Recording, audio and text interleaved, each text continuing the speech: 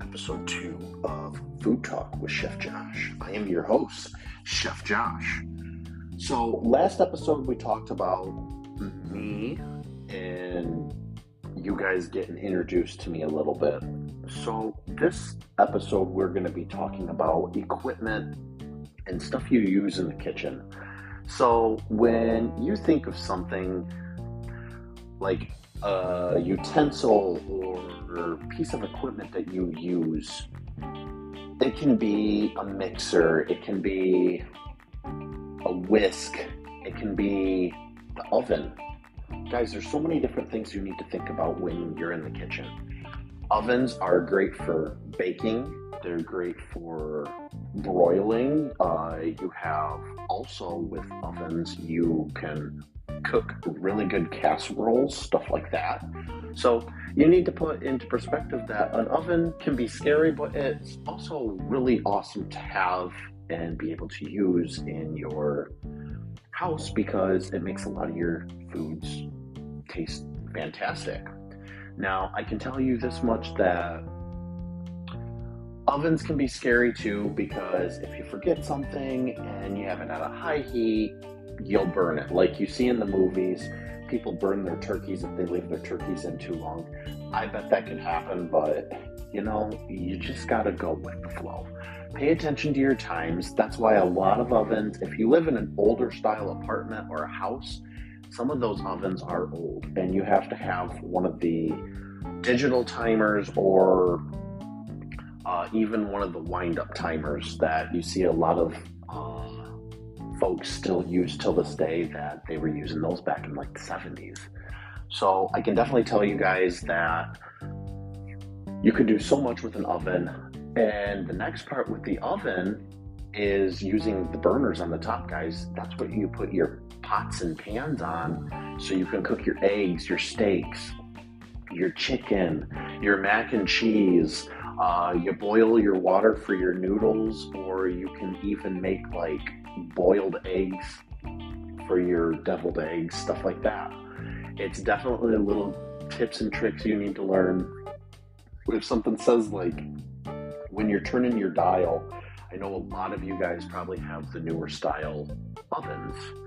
A lot of it's just push to touch and then you hear beeps and stuff like that and it works, but some people do have the old turn knobs yet. Now, let's go on talking about the turn knobs on those things. What's crazy about those things is sometimes the oven doesn't work for the stovetop. You go to turn your knob and it doesn't work. It's such a pain in the butt. I can just tell you that as being a chef, we use a lot of gas stoves in the kitchen at restaurants, and some of us do have gas stoves at home. You have to make sure that's lit in. Some of those actually work a lot better. I've actually been told gas works a lot better than electric, so it all varies, guys.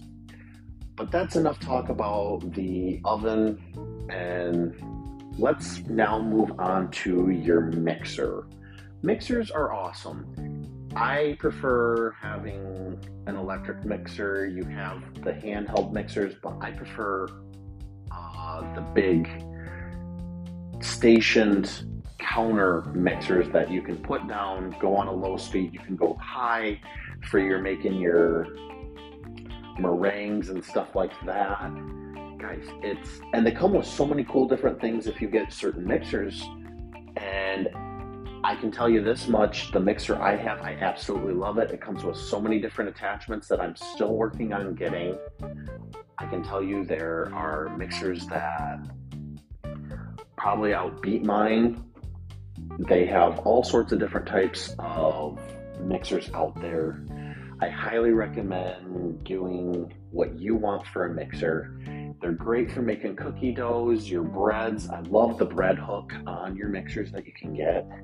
Guys, there is like so much you can do with a mixer. Make mashed potatoes with the paddle handle.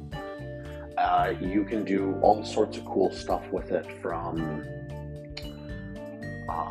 making, like I said, meringues. You can do your buttercream frostings for your cupcakes. It makes great parts for your cake batter. Paddle bout, I actually like doing the part where if you add something in when it says for the recipe to uh, add in slowly, like for instance, you're adding in flour. If the recipe's asking you to add that in, you add it in slow. It's high recommendation that you follow the recipe on that. If you add it in too fast, you're either gonna, one, have flour fly everywhere, and it's a disaster to clean up, especially on yourself. Two, it's gonna just get worse and not do its job like you're supposed to. So, high recommendation when it says add flour into a mixer. Guys, just be careful.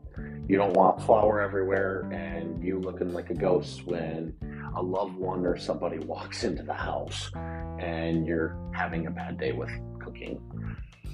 The next thing I can definitely tell is your strainers, guys. Strainers are awesome. You can do all sorts of things with your strainers. You can make purees. You can do all sorts of other things with it. Drain your water for your noodles. You can make sure that if you're gonna put your strainer, make sure you have some cheesecloth. That's another good little tip for you guys. With the cheesecloth, it's awesome because it will help any particles from, like, if you're gonna do a broth, you don't want certain things like bay leaf getting into your vegetable broth after you cook it. They make these really cool things now where you can just place it into a pot of water and you can make your broth, and you don't have to worry about like peppercorns and stuff falling into your broth when you get done making it. So, high recommendation, look into one of those spatulas. And out of all things, there's two different types of spatulas, guys. Actually, probably a couple different ones that I really don't know about, but I can definitely tell you this much, that with spatulas, you have the ones that flip your pancakes, flip your fish. It looks like a half little part. That's your fish flipper. And then you have your spatula, which is the part that you scrape out like your mixing bowls with. And I actually prefer using one of those when you're making an egg. It makes it a little easier, and when you put a fat down in your fry pan, it makes it easier to go around and you scrape it, and then you'll be able to flip. It's super easy. I love using that little tool. It helps out so much. And then shot glasses are great for making your cookies. Then you have a cookie scooper that makes your balls of cookie dough super easy to use. I highly recommend if you're going to use that. I actually just used my cookie dough scooper the other day. It looks just like an ice cream scooper, guys. You can get them at a dollar store, or you can get them at Walmart or anything like that, but just any type of retail store you go to, you can actually get one, more than likely. So, unless they're out of them when you walk in. But I can definitely tell you guys that there's just so many different things you can do in the kitchen. I love coming up with a dish, and you always got to make sure you have the certain equipment. If you need to roll your dough out, make sure you have a rolling pin or just a pin in general that you can move back and forth with your hands. It makes it so much easier to do that, and it makes it easier is what I'm trying to get at, guys.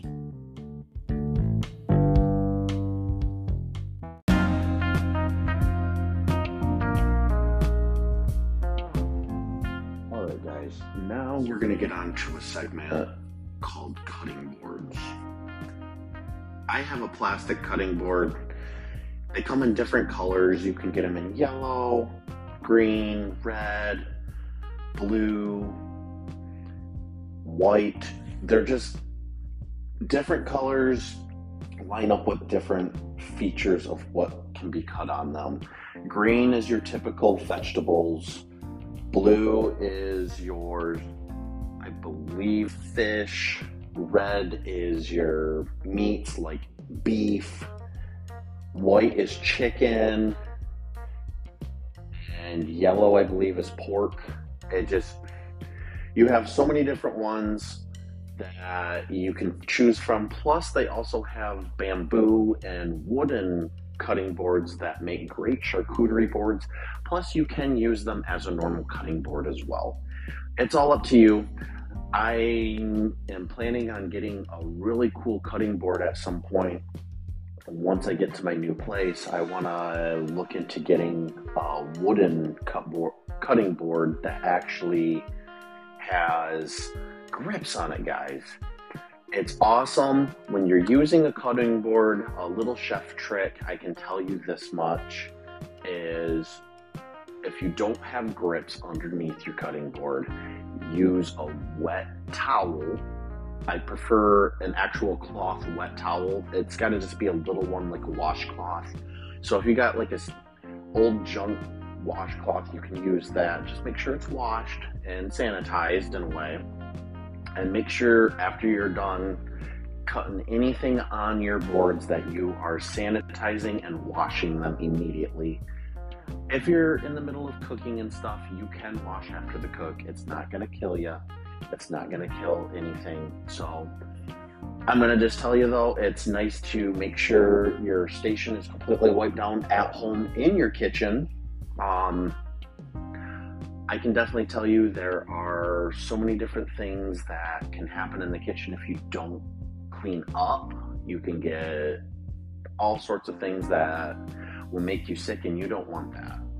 So high recommendation, always make sure your area is sanitized. And the next part I would like to get into touching base on is bowls, guys.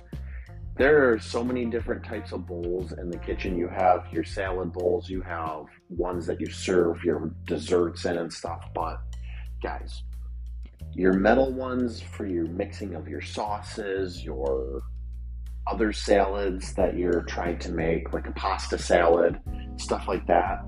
I like using metal bowls. I do like using my plastic bowls, but it all matters to the person who's using it. I highly recommend use whatever you want to use.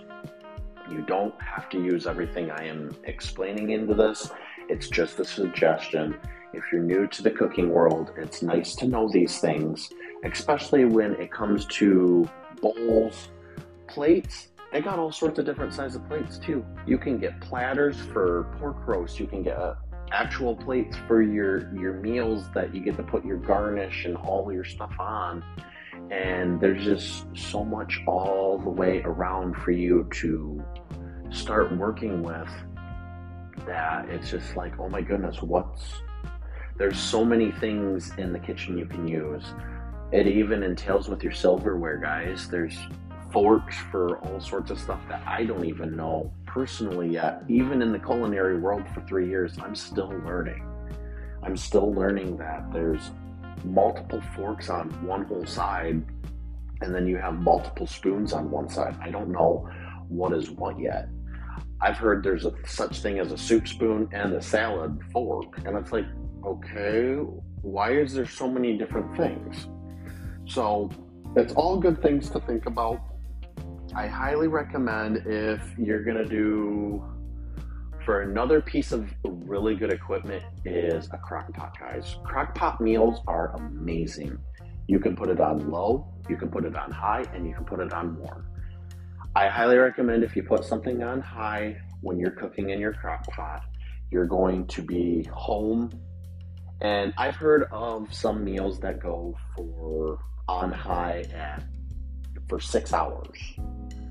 And that's more like your chicken and stuff like that, guys. If you're going to be home in time and you know you're going to be home in time, put your stuff on high. If you know you're going to be longer, you can put your stuff on low. It's just going to take a little bit longer to cook. From a normal 6 hours, it could take you, on a meal prep, it could take you like 8 hours for it to cook. I don't know, it varies in sometimes, but I've made so many good meals from a crock pot, and Guys, they're easy made meals. You set it and pretty much go and do your errands that you need to do, and you're normally back home and doing your own thing. I've went to work before one day and came back home, and I put ribs in a crock pot, came back. I started work at early morning and came back about mid-afternoon, and I'm going to tell you, it was some of the best ribs you'll ever eat. And it felt like, it wasn't like having it off a smoker, but it was just super delicious. They were moist, they fell off the bone, they were beautiful. And I made my own sauce for it too, which we'll get into sauces and stuff later on in episodes to come. But guys, I gotta tell you, there is another piece of equipment I can't live without. And in the culinary industry, when you're in a kitchen, we call it Chef Mike. And I know it sounds sad, but sometimes the microwave, yes, that is Chef Mike, the microwave, is what we call our microwaves in the kitchen, is Chef Mike. Microwaves are nice, but you got to be careful on what you put in. You got to be careful there if there's no foil or anything, because that's what causes microwaves to do certain things that you're not supposed to do with, and it ruins your microwaves. But high recommendation, microwaves help you if you need melted butter. Guys, you can put it in your microwave and actually get it melted faster. They make these pot or things that go over, it's like a cover that goes over your food dishes, or if you know if anything's gonna splatter, it keeps your microwave clean. I absolutely love it. Get one if you don't have one. You will not be sorry. I can say though, guys, melting chocolate, I've seen people do it where they'll put it in a bowl over hot heat. And I mean, this is a big bowl and it's glass. And that's the other thing about bowls, guys, is there's also glass bowls that you use that you can put on a pot, and that's how you stir your chocolate in and you start melting your chocolate that way. It's super, super helpful to know some of this stuff. And when you want certain stuff to cool, if you have to stir it and it needs to be on ice later, guys, a glass bowl is amazing for ice. If you have to blanch something like broccoli, if you put broccoli in hot steaming water and you want to get it blanched really quick, guys, throw your broccoli on cold ice. It's going to blanch it and it's going to make it look delicious and taste delicious. You're going to absolutely love it. And it's a bright green. I've seen people even do it with asparagus, guys. If you're into asparagus, high recommendations. Try it out. There's so much you can do with the culinary background like I have, and I love sharing with you guys. There's just so many other different things in the kitchen for either equipment or just utensils, guys. They have these things that look like bear claws that I highly recommend. If you're shredding chicken, guys, check this out. You put these things on your fist and you go up to your chicken that's fully cooked and you put it on your platter. You can start shredding and not burn your fingers when you're shredding your chicken. It turns out fantastic, and you can put your chicken right back into, say, your crock pot, so it can do another little bit of a cook to where it's moist, and you can add your sauce that you make. And there's just so many different things you can do with your crock pot. There's so many different things you can do with a lot of different equipment in your kitchen, and I have to say, it's just so awesome, and I can't wait to tell you guys more.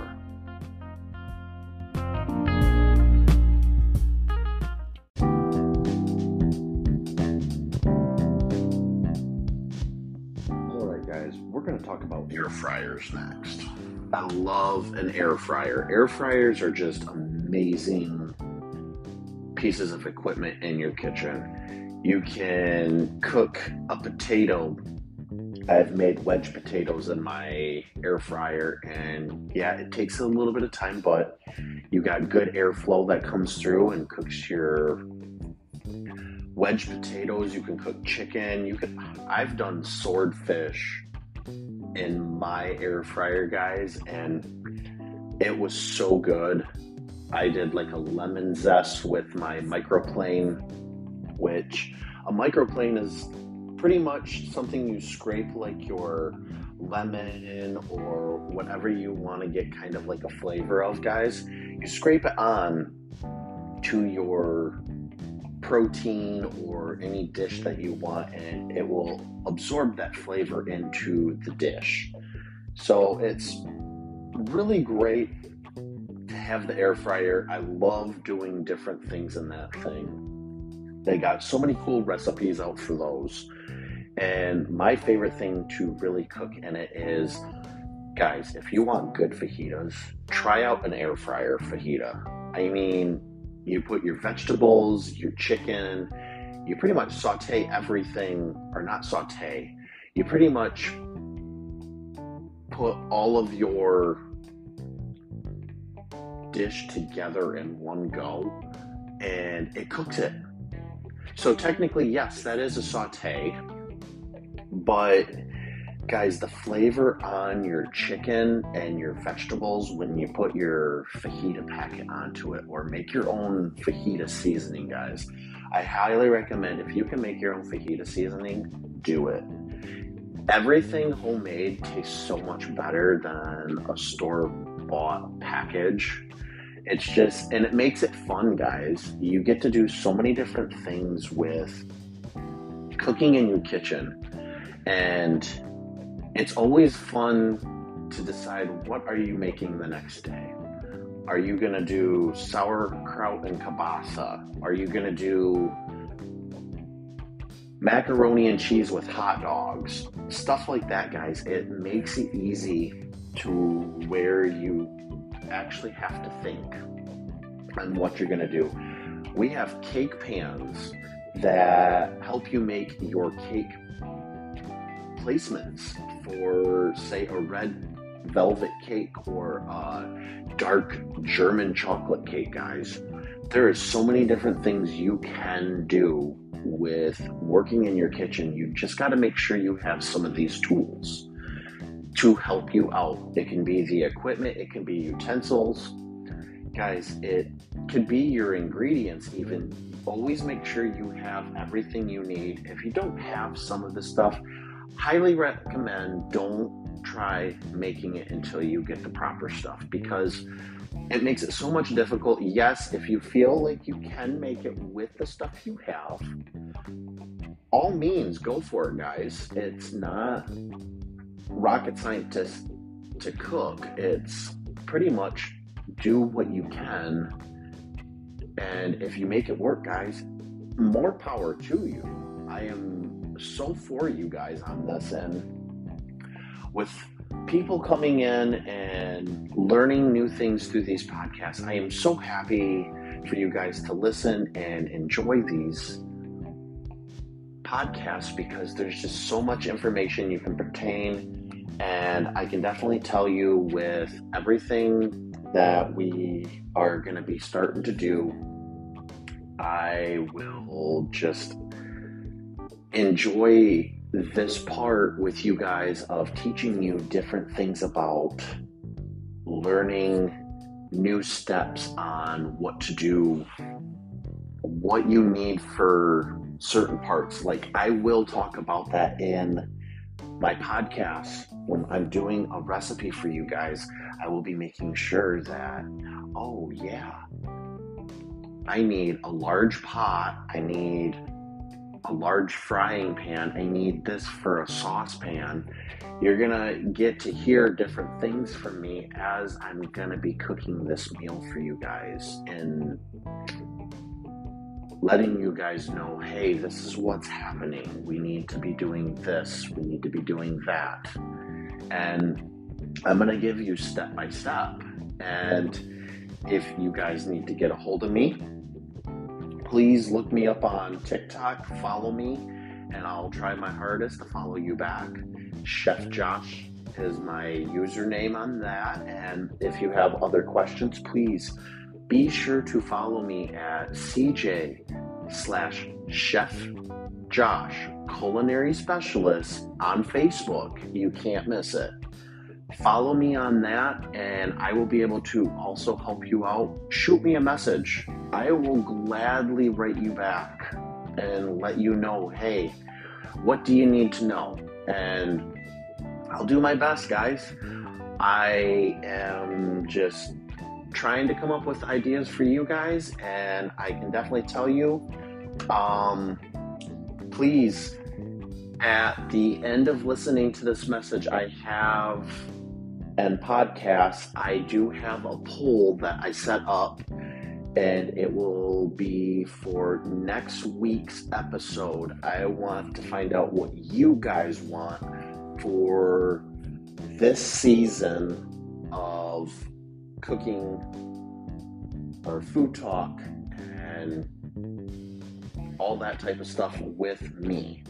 So please let me know what you guys are wanting in your next episode, because this is all for you guys. So please, the poll needs to be done by the 7th, so please hit what you want in the polls by March 7th, and we will get that taken care of, and I will start looking into recipes for you guys to where we're going to do one of the recipes that come in, and we're just going to stick the whole season out with doing that recipe along with other ones that go along with the part. So, guys, thank you for tuning in.